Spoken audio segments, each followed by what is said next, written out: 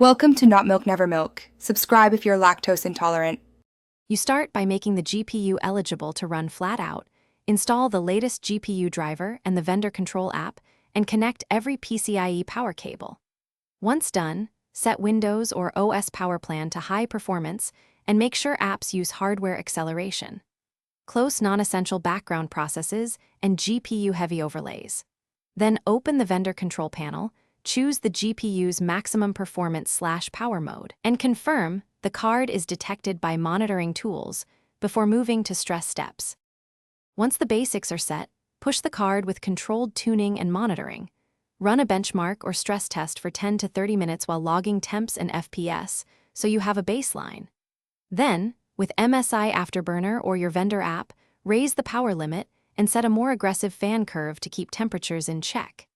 Increase core and memory clocks in small steps, testing stability after each change, and watch for artifacts or thermal throttling. Revert the last change if instability appears. To finish, validate the changes with extended stress runs and real-world gameplay at your target settings. Make sure FPS and utilization hit near 100% without sustained thermal throttling. Save a stable profile in your tuning tool and enable it at startup so settings persist. Make small adjustments to game settings if needed to keep GPU load high. If you encounter crashes or visual artifacts, perform a clean driver install or rollback to the previous driver and reset.